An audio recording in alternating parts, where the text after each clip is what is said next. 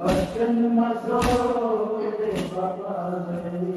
गरी सकीना मिठा खुशबूका